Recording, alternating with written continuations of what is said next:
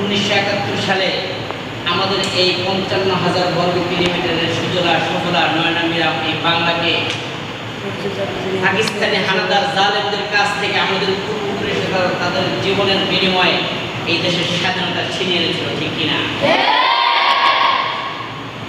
কিন্তু স্বাধীনতা 53 বছর পার হয়ে গেছে, আমরা কিন্তু স্বাধীনতার সুফল ভোগ করতে পারি না।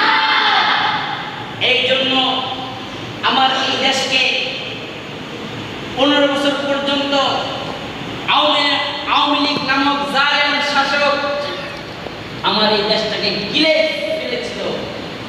আমাদের উপরে জুলুম নির্যাতনের স্টিমগুলো চালু হচ্ছিল।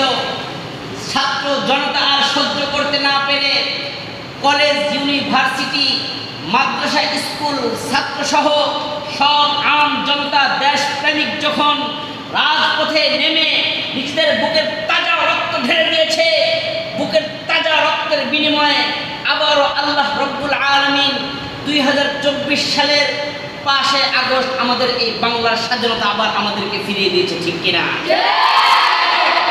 সুতরাং আমাদেরকে আজকে এই শপথ করতে হবে, আমরা 1952 সালের ভাষা আন্দোলন দেখি নাই, কিন্তু 2024 সালের কোঠা আন্দোলন দেখেছি, ঠিক কিনা?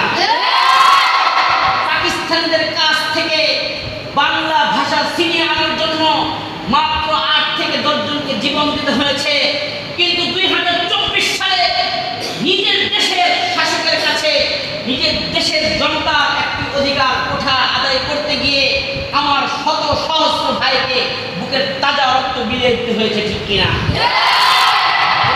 যেই রক্তের বিনিময়ে, যেই জীবনের বিনিময়ে আমরা বাংলাদেশের থেকে স্বাধীনতার জানাকে উৎখাত করেছি, আজকে আমাদেরকে দীপ্ত কণ্ঠে এই শপথ গ্রহণ করতে হবে।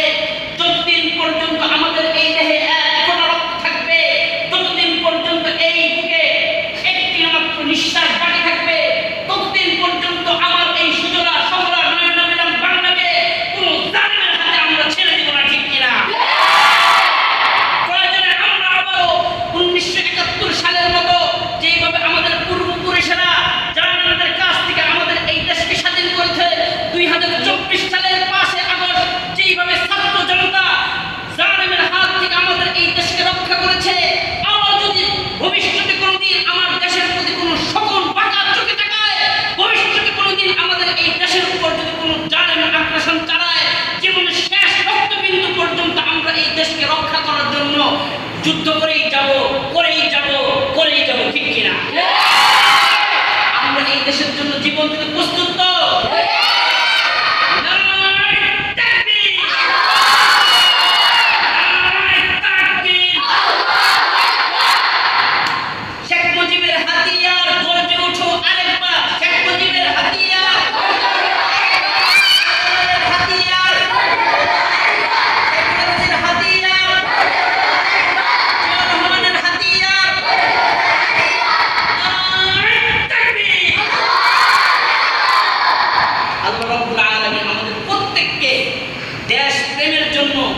দেশের জন্য, ইসলামের জন্য আমাদের জীবনকে উৎসর্গ করার তৌফিক দান। সকলে বলো আমিন।